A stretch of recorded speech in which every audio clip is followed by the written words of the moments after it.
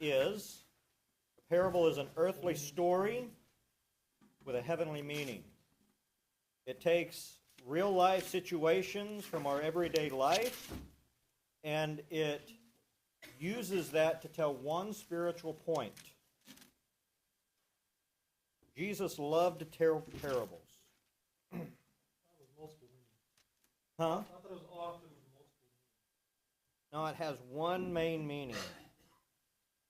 The way I say it sometimes is that a parable doesn't walk on all fours, right? It's not an analogy. It's not a metaphor. It's not a parable is very specific in the way that it makes its spiritual application. We're going to start here in Matthew chapter 18 in verse 1. So yeah, let's start there. At that time the disciples came to Jesus and asked him, "Who is the greatest in the kingdom of heaven?"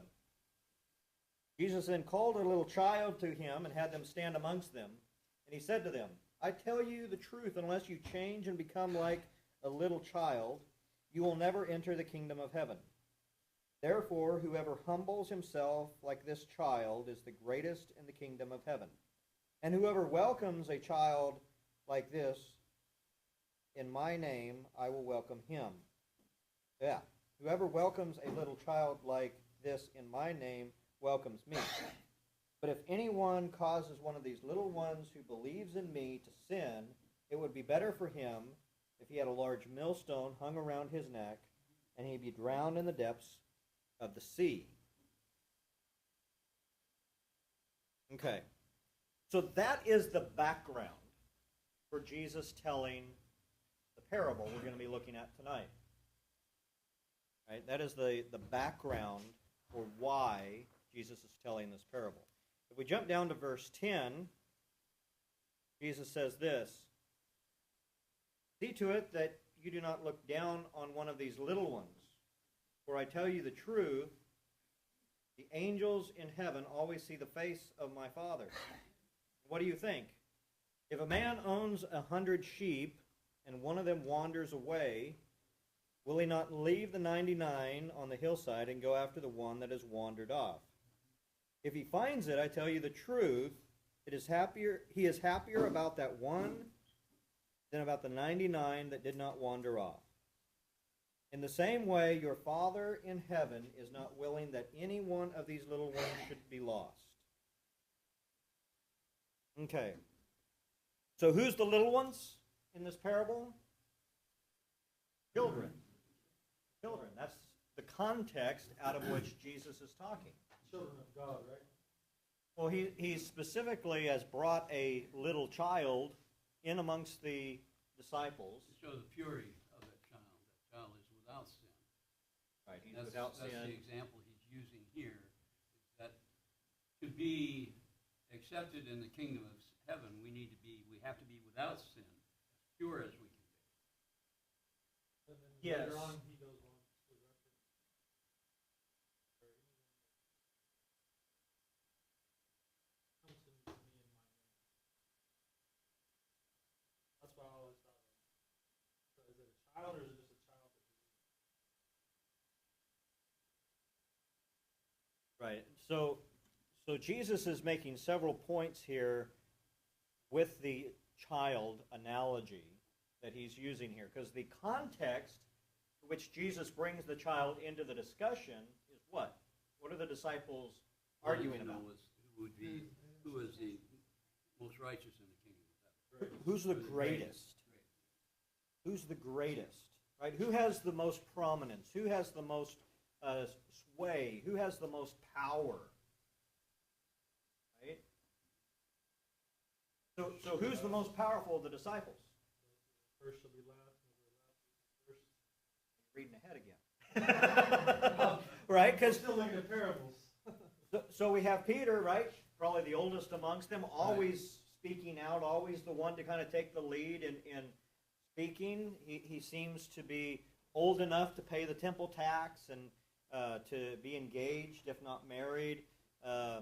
Peter's the oldest, right? So he's the most powerful. He's the most important. He's the leader of the group. And then James, right? Little James says, but first is last and last will be first. I'm the youngest, so I get to be the greatest. Yeah. Right? There you go. And Jesus brings into this discussion as the Sons of Thunder start up their argument, right? And as Judas raises his hand to talk about how he has charge of the money bags, Jesus says, hold on, you need to become like a little child, right? So what's Jesus making the point about?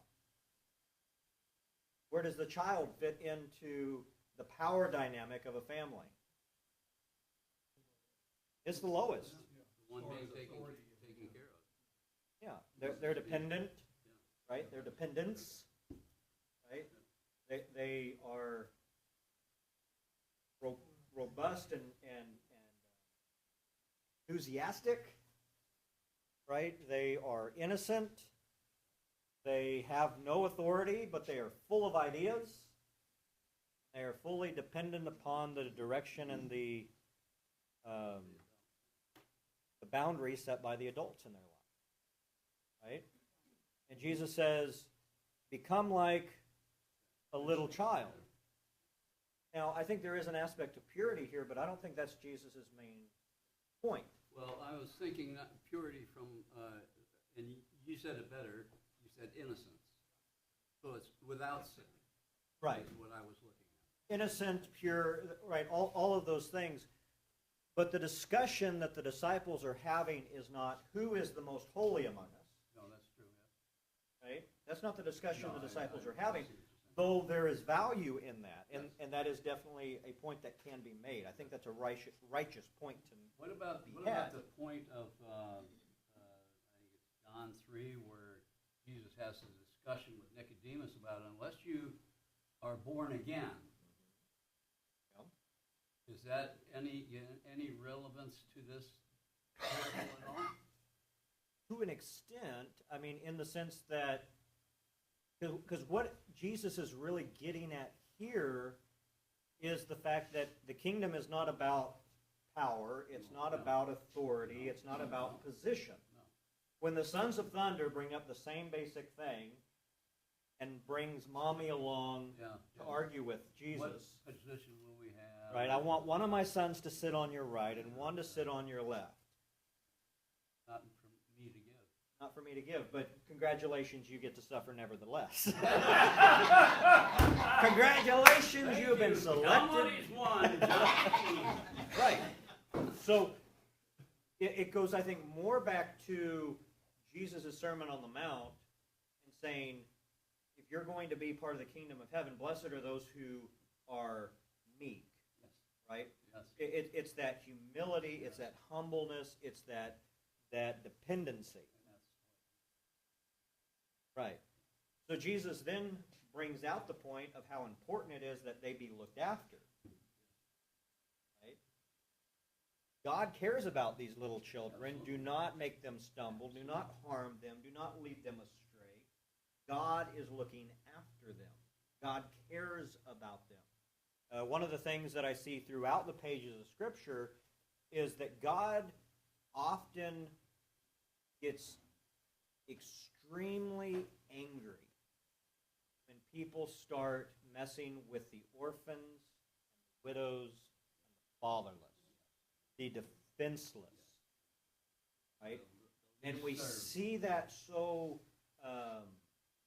clearly in a child, right? That defenselessness, the need for somebody to come alongside and help them and secure them.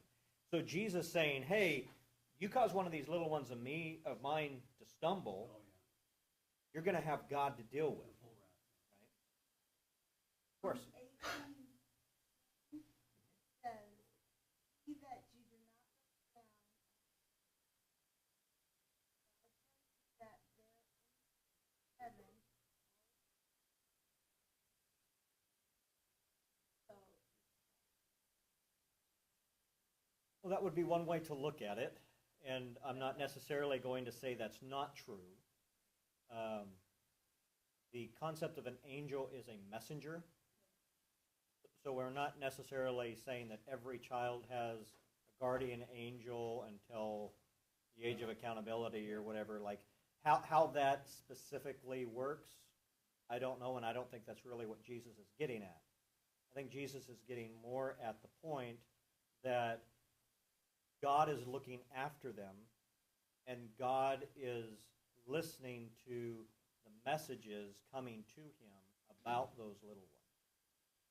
Right?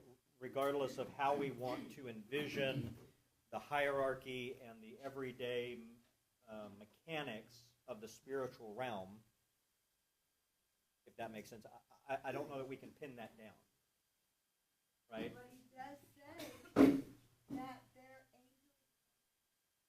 Yes. Their angel in heaven. Yes. So how many children one angel looks after, I don't know. Right? Right. And that seems to be what Jesus is indicating. Right? So anytime it comes to one of these questions that becomes very quickly a lot of conjecture, I want to be like, yes, I believe the scriptures. How that works exactly, I don't know. Right? I want to be, and here's something I think we don't do well with. Because we come out of, especially within the churches of Christ, we come out of the modern society, which wants to put everything into pie charts and have the mathematical equations, and we want to nail everything down and know. Right? It's that scientific desire to know. And we're very uncomfortable with the mystery. Well, and as Right? you said, this is not a science book. No, it is not. Trying to apply science to it is not going to run very well in a lot of cases. Right. So Jesus says there is angels, there's at least two, Yeah? in the heavenly realm reporting to God on what's happening to children. So they're like a guardian. Right. So the concept of a guardian angel is something that we have been deduced From And- the Bible. from this text and a few other texts, and probably also brought in from other religions and other philosophical ideas that are out there, right? And we then kind of make that into a nice ball and say, okay, this is what this is talking about, but that's going quite far beyond what just the text is saying, right? In the Catholic Church. Yeah. And that's why I asked. No longer. One And of the then times it the- talks about the angel of the Lord is when Abraham's about to sacrifice his son, and the angel of the Lord comes and tells him as he's about to finish the sacrifice. Not to do that. So we know angels are real. We know that they're doing things. Jesus, we don't pray to them, right? They're nothing more than a spiritual being created by God, a heavenly servant, right? A messenger. How many angels to children ratio there is there, I don't know. And that's really not the point of the text, right? It's something we wonder, though, right? It's something we wrestle with. Question? Okay.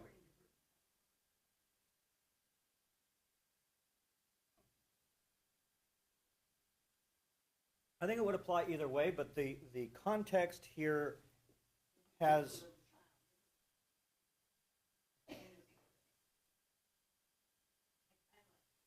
Right. Some of the not so smart people that I know are children. And some of the smartest I know. Some are of the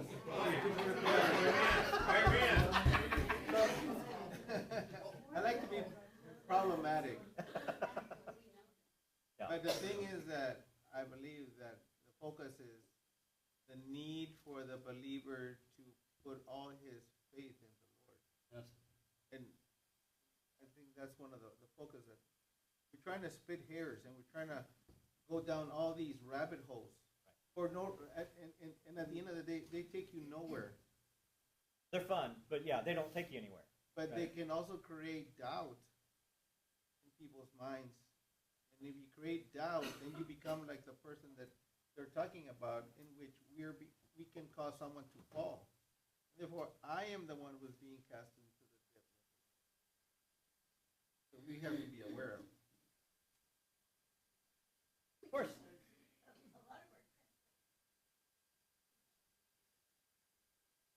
Verse 11. Mine does. The Son of Man has come to save. New King James Version. Yes, he doesn't have it. Mine's down at the bottom in this one. Yeah, it has it at the bottom.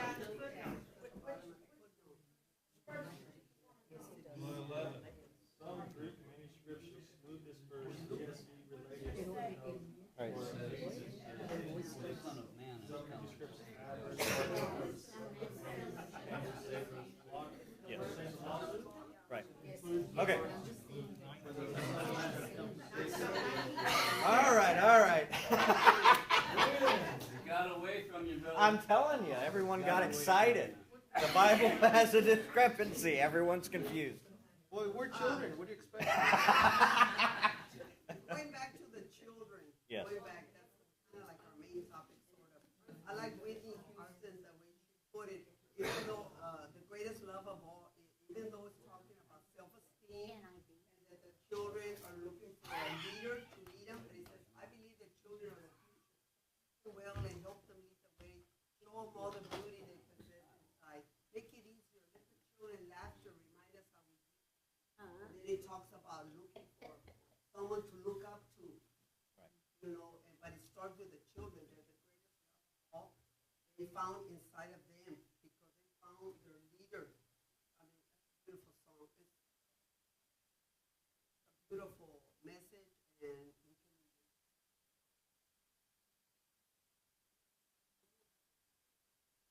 All right, let me pull everybody out of the rabbit hole. I enjoy a good rabbit hole as much as anybody. Trust me. But there's a place that Jesus is taking us, and there's a place I want us to get to. So I want us I want to get us back up to that point, and I want to answer some of the big questions that have been raised. When this text, when our scriptures, when our Bibles that we're holding in our hands or looking in our phones exclude a verse that has to do with textual discrepancies of older texts not having something that then appears in later texts. So, for instance, if you look at Codex Sinaiticus, right? So it's a codex or a compiling of the New Testament documents, right? That was found at the not nunnery. What's the other word? Convent. The convent. The monastery. That's the word I'm looking for. Monastery at Mount Sinai, not the real Mount Sinai, but the one that the Catholic priest's mom said this is Sinai. Back in their library, they found a complete copy that was left and not used in the library that dates back to like 450 BC or AD. Right? So it's like 300 years removed from the original writing, right? So that's an older document. So it may not contain verse 11, but a newer or a later copy that is found may contain it. And the question then becomes, was this added by a scribe later on because they were confused because they thought somebody else had left it out, or did they think it went in there, or like what happened? Is Codex Sinaiticus preserved like it is because it was full of some errors, like these missing verses, therefore it was put at the back of the library, therefore it survived?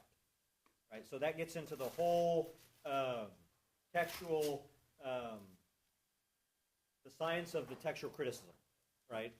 So nobody's trying to pull the wool over anybody's eyes. Nobody's trying to change the text. The scholars are trying to be honest to the text and say, to our best recollection, this is a verse that is in question. So we're going to take it out of the original reading. But if I might jump in the Thomas Nelson New King James, note that they have put in there is New Testament text, and it says they are found in the critical text published in the 27th edition of the Nestle Allen Greek New Testament and the United Bible Society's 4th edition. It's identified as NU, and I found that listed your international version, but NU, it eliminates that. It eliminates that particular. So there's a whole rabbit trail, and it's a valid thing to talk about and discuss, and if you have questions about it, come talk to me. But it has to do with an attempt by the scholarship that is taking 4,000 or 5,000 manuscripts from across 1,000 years of church history and compiling it down to a single text that we say is the original written text. Okay, so that's the discrepancy. That's the question. The thing that tells us we can trust our New Testaments is we know where these discrepancies are, and we can then discuss it. That actually gives us more confidence than it being hidden and us just having what appears to be a text handed down to us from on high. I actually find it more trustworthy because we know where these variants are, as scribes throughout the ages have made minor mistakes. We know where those are. Okay? So that's with verse 11. Let me get us back to the point Jesus is making and where we're going in all this. Jesus brings the child into the discussion and is trying to make the point of the value of the children, the importance of the children, and then he changes his direction slightly, but keeping that concept. And he says, consider a shepherd. He has 100 sheep. One wanders off. What does he do? He goes for the one. So he leaves the 99 in the open pasture, unguarded, unlooked after, and he goes after the one. He finds the one. He celebrates more over the one that he's able to then bring back, and then he celebrates, and that poor lamb probably is dinner. Shepherd's pie. Shepherd's pie, that's right. Right? There's more celebration over the one that is saved than over the 99 that didn't need saving. Right? So Jesus then uses this parable. Right? How is the land of Israel described? How is the land of Israel described? The land of milk and honey. What is the land of milk? What is the milk of the land? Cow? Cow juice. Cow juice, right? Milk, or goat juice, or Cows and bees? Is that what we're going No.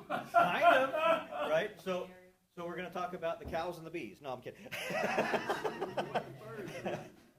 So there is two parts to the land of Israel, both speaking here of the fertility and the blessing of the land. The land of milk is the land of the shepherd. It's the land of the sheep and of the goats and of the flocks and the herds. It's higher up. There's a whole lot less vegetation, but it is sufficient to raise livestock. So you have the land of the milk. Now, what's the land of the honey? Lush valleys where grapes that it took one bunch of grapes it took 2 men to carry. That's right. So the land of honey isn't so much talking about bees specifically as much as the jelly of the land. The fruit of the land. The jelly is kind of the idea more than honey.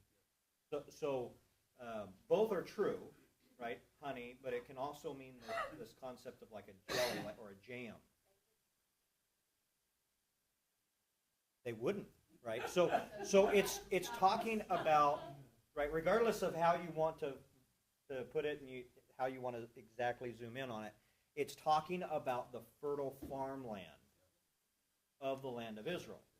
Now, what happens in a land like Israel where you have sufficient but not over an abundance. We're not talking about mile upon mile upon mile of just grazeland and farmland. We're talking about good solid land, but it's not, but everything's parceled out. Everyone's trying to get as much out of it as they can. You want your sheep, someone bringing their sheep down and eating your grain? Oh, no. Oh, no. Probably not. No. The sheep get stoned and get killed if they get down into the farmland too early because the crop is valuable.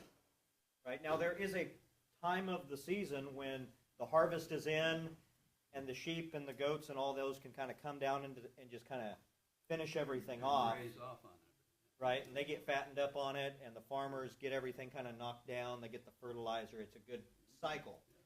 Right?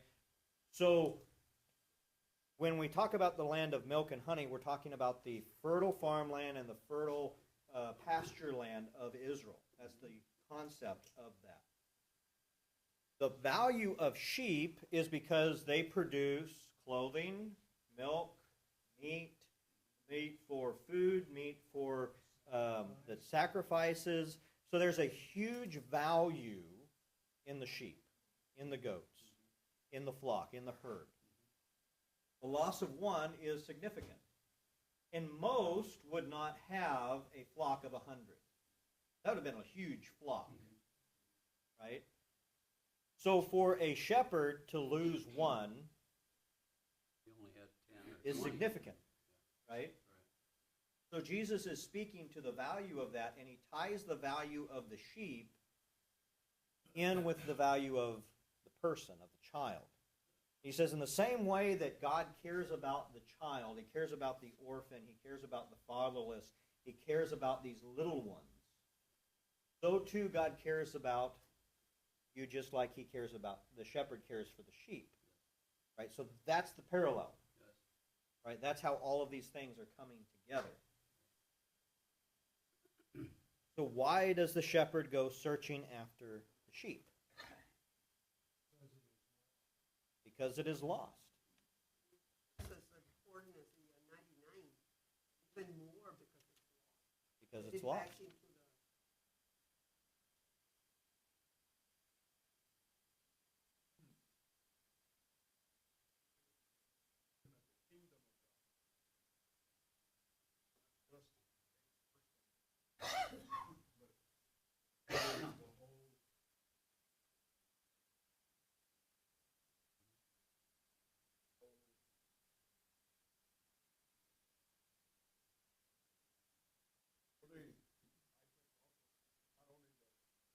just like a shepherd,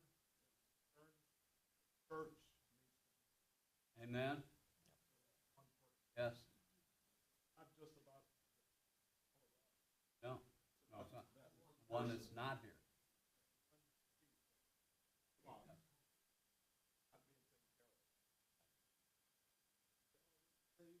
Right. So there's a reason I started over in Matthew 18. Because Matthew 18 has this parable by itself. Matthew 18 has this parable by itself. And it's tied into this concept. But Jesus is going to take this parable and he's going to link it with two other parables in Luke chapter 15. So the rest of tonight, probably at least the rest of next week, and possibly the week after that, we're going to be looking at Luke chapter 15. Okay, so let's jump over to Luke chapter 15 as we consider this parable, because Jesus is going to tell it yet again.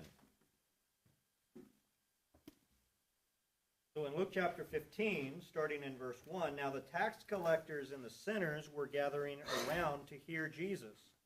But the Pharisees and the teachers of the law muttered, "This man welcomes sinners. He eats with them." And Jesus told this parable. Suppose one of you has 100 sheep, and he loses one of them. Does he not leave the 99 in the open country and go after the one lost sheep until he finds it? And when he finds it, he joyfully puts it upon his shoulders, and he goes home. And then he tells his friends and his neighbors, "Together and calls them and saying, "Rejoice with me, for I have found my lost sheep." I tell you the same way that there will be more rejoicing in heaven over one sinner who repents than over the 99 persons who do not need to repent. Okay. Beautiful. So we have the same parable, but we have a different context as to why Jesus is telling this parable. And Jesus isn't done. Not by a long Not by a long shot. But this is probably all we're going to be able to cover tonight, because we like to chase rabbits. Right? And it's not just me. No, that's pretty universal. Who are sinners? Who are sinners? Anyone that isn't in Christ is a definite sinner. The rest of us, we sin. Because we can't possibly live without sin. They are. Those who have not accepted Jesus. They are those who are not sinners. Who are the not sinners? We just spoke about them. The children. The children. Okay. So because we have to separate that. As a child, there is this bond that we have with God. We are holy and pure. The essence of that is when you see a child, you see it in them. We cannot explain it, but we know that you look at a child and you see the purity of it. I don't know, what other word can I use?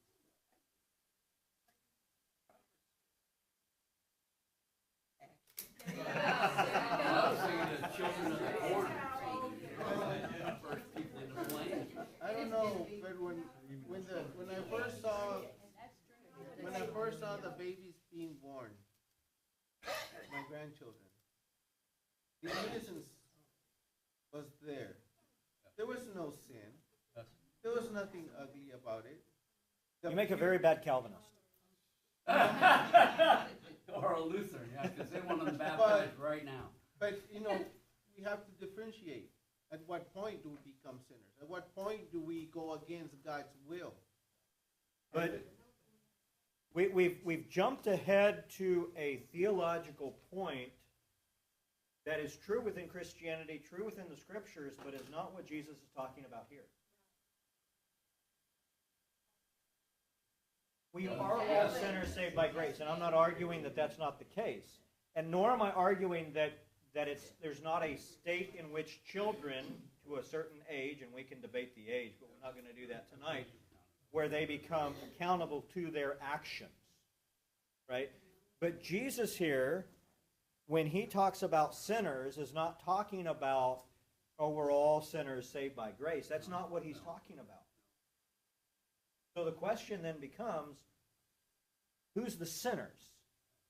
Well, in the eyes of the people he's talking to is those who are outside the clergy, right? Outside the discipleship of the Jewish religion, or did not do the Jewish law.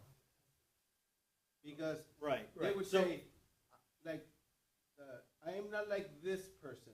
I give this, I give that. I am not like them, making a differentiation between sinner and non-sinner. Right.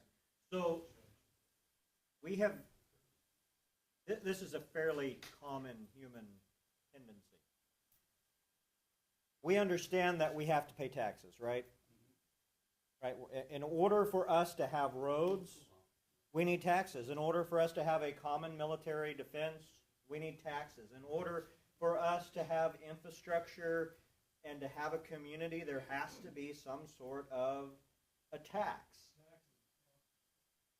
It is. And we can debate the goodness of taxes or whether or what percentage and all that stuff. That's not the point. Jesus says, give unto Caesar what is Caesar and give unto God what is God's. And the temple required a tax, and so did the government, whether we're talking about David's government or whether we're talking about Caesar's government.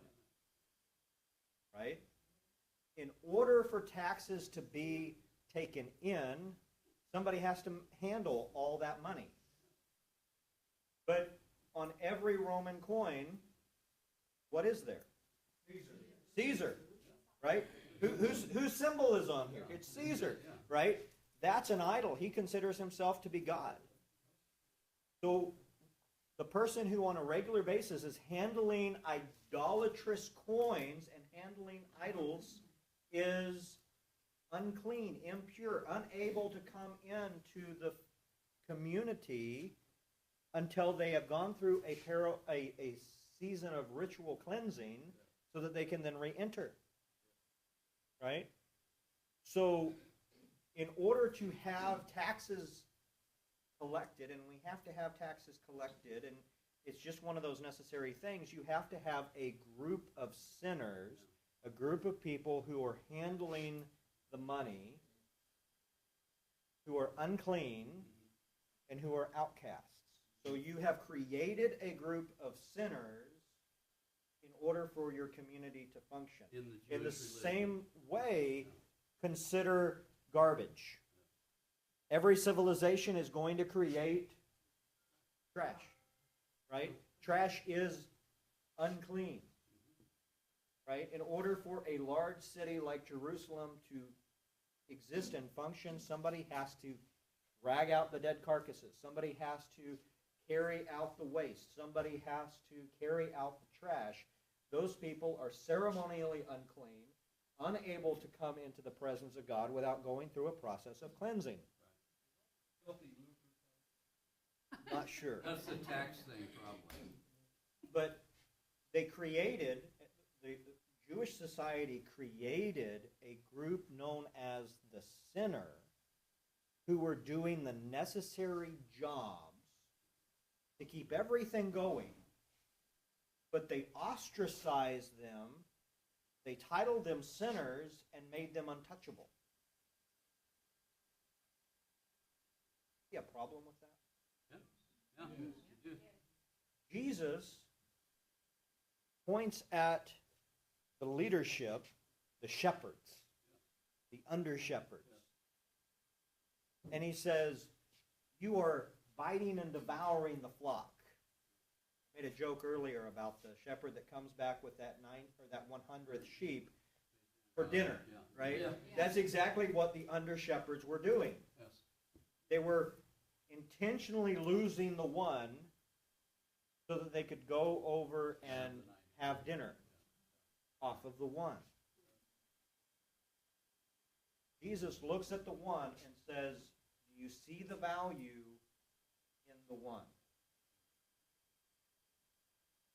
I tell you the truth, God sees the one and goes after the one, rejoices more over the one than over all the Pharisees and all the Sadducees and all the sons of men, of God, right? The sons of the light. That's the title for the deal out in the Dead Sea Scrolls group, right? God is more grateful after the one sinner brought back into the fold, the sick who is made well, than over all those who are well.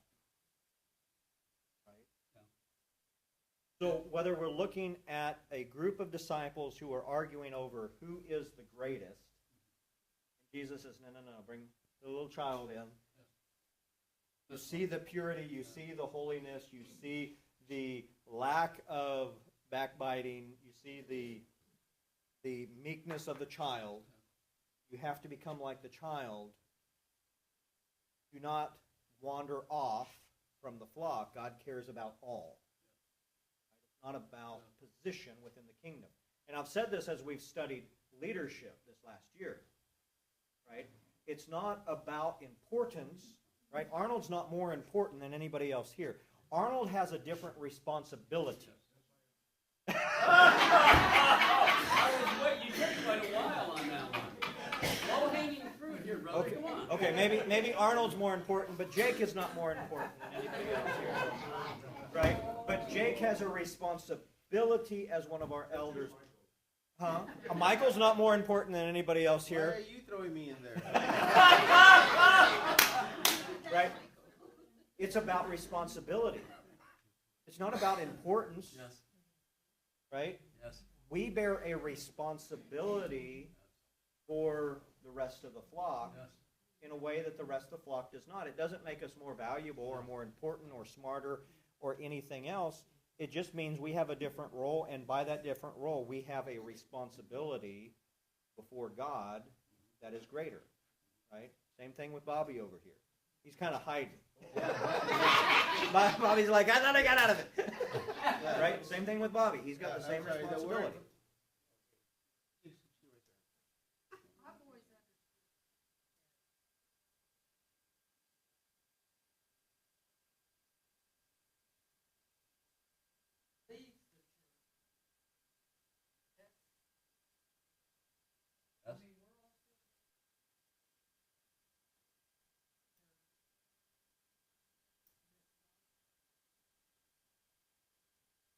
Amen, That's sister. a good example. That's the way I understand it. That's a good example. So that is an application Yes. out of the principle that we're talking about here, and that's true. But before we jump over to the application of this, we have to first understand it in its original context. The original context into which Jesus was speaking, he was talking to a group of people who were the outcasts, who were the sinners, who were those who had been ostracized from the religious elite and from religiosity, not necessarily due to their own decisions, though sometimes due to their own decisions, right? But due to them fulfilling a task often within society that had to be fulfilled, right? Now, we don't necessarily, though in the past maybe we have and maybe we still do at times, look down on jobs like the trash man, right? Look down upon the mailman. Look down upon the tax man. Look down upon, right? All of those jobs have a role. We don't consider those, you can't be a Christian. I mean, the only one that you can't be a Christian and have that job would be like a lawyer, right? Yeah. Oh, very well done. I like that. I have some lawyers in my family. Oh, yeah. Lawyers that an elder in the church. And an excellent one at that. I've known some really good lawyers and some really good ones who know the Lord is right. We cannot make those assumptions, right? Not without getting hurt. Come on now. You got to have everybody working.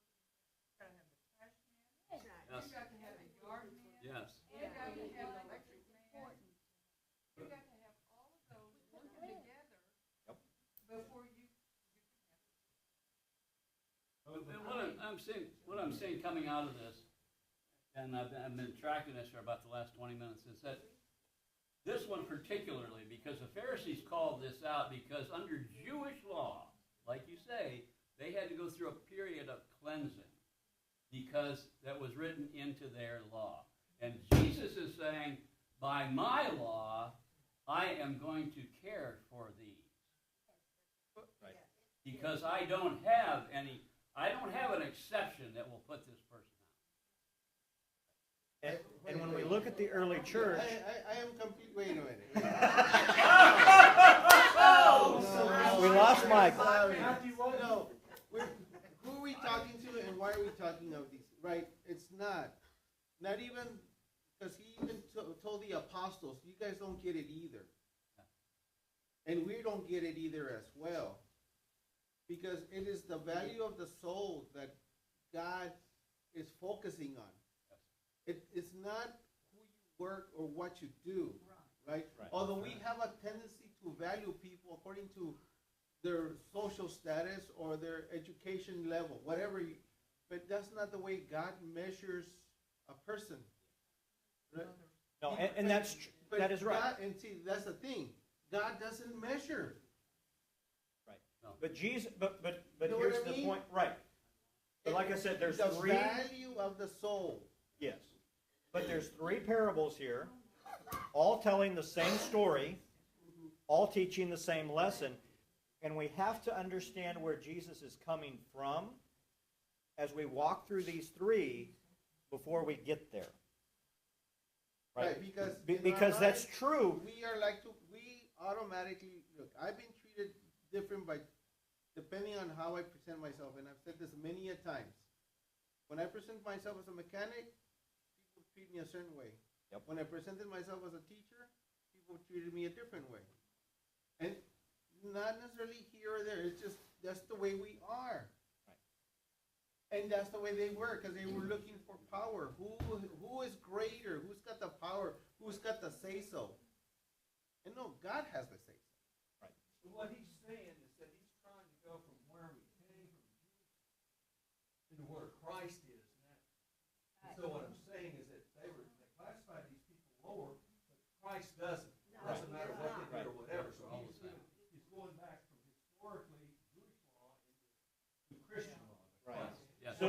So Jesus, when we look here in Luke chapter 15, Jesus begins by being accused of hanging out with sinners. How dare you hang out with sinners? Now, what's Jesus doing? Jesus is hanging out with the trash man. Jesus is hanging out with the tax collector. Jesus is hanging out with probably some people who have done some things like prostitution and other things, who have not just chosen a profession that the culture has ostracized, but is outside of the will of God. Right? So Jesus has gone to those who are on the outskirts of society, both because of sinful behavior and just doing things that society sees as less than. The unserved. The underserved. Jesus' argument is that all are valuable. But he begins by making that argument with the sheep. Right? He says, in the same way that a shepherd is going to go after the one that is lost, right? Even if he has 99, he's still going to go after the one. Most don't have 99. Most probably have 50. Maybe you only have 10. Maybe you have 30 head. Whatever it is, if one gets lost, you're going to leave the rest of the flock in order to retrieve the one because they're valuable. The background of the concept of the shepherd is that the leadership of a country, especially in Israel, was known as the shepherds. They were supposed to be overseeing the flock, the people. But they had created this underclass that Jesus is reaching out to. And he's saying, you're getting on to me for reaching out to the people you should have already been reaching out to and seeking after. Mm-hmm. Instead of trying to figure out how do we help the tax collectors to be able to do their duty, but also be a part of the family of God and be a part of being people of God. They just made them other. Right? That's because they were so legalistic in everything. Right. Everything. So Jesus begins here with this parable of the sheep by defining all as valuable, by pointing at those who are seeking to be the greatest. Right? He's wagging his finger at those who want to be the greatest, right? Which is Peter, which is James, with the sons of thunder, right? He's getting on to them, but he's also getting on to the religious leaders who have created this society in which case some are put out, eaten up, used up, and spit out. Right? And Jesus is saying all are valuable, even the little child.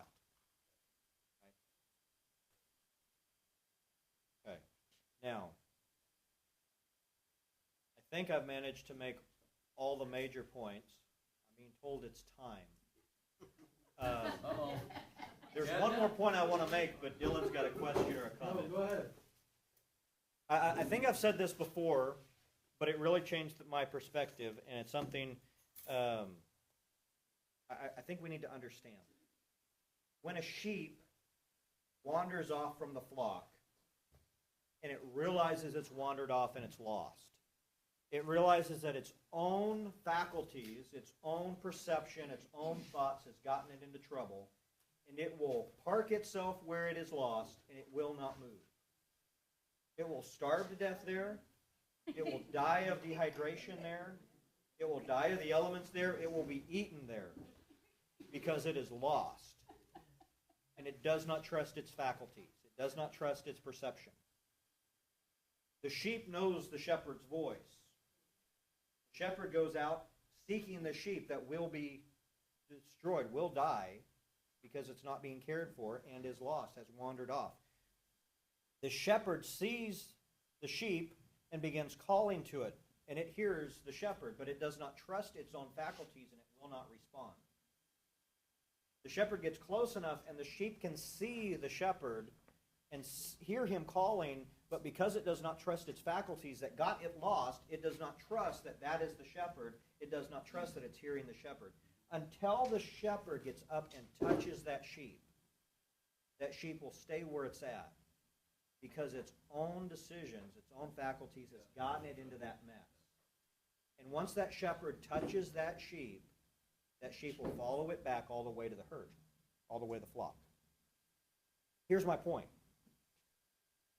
Too often, we want to shepherd our brothers and sisters. We want to look after our brothers and sisters by simply being able to call them. Edna, I haven't seen you at church this week. You okay? And Edna goes, right? Not because she's hard of hearing, right? But because she's like, oh, Michael don't care, right? See her in the store. Hey, Edna, we missed you. Same thing, right? Not because she can't see, not because she can't hear, but because she hasn't been touched. But you go to that brother or sister who has wandered away, and you establish that connection, you show them you truly care, that sheep will come back. And too often we have sought to shepherd by calling, shepherd by waving, shepherd by waving our hand or wagging our finger.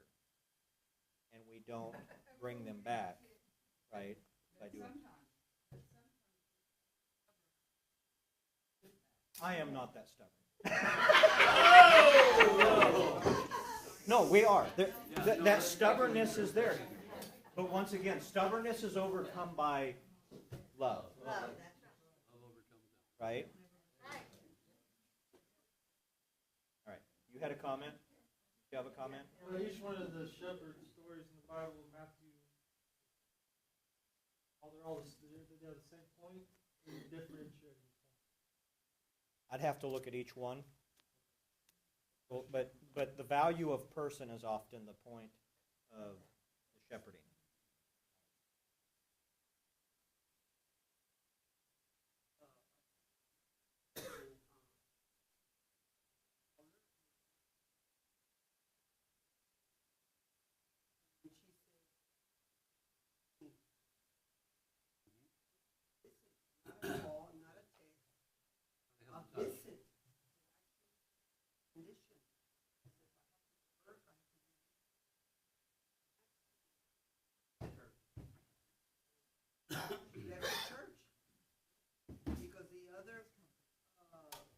Congregation welcomed her, gave her a tour of the building. You are my sister. This love, this meeting. I need you here in this building. A real church. She's a baby in Christ that has never grown. From her jobs.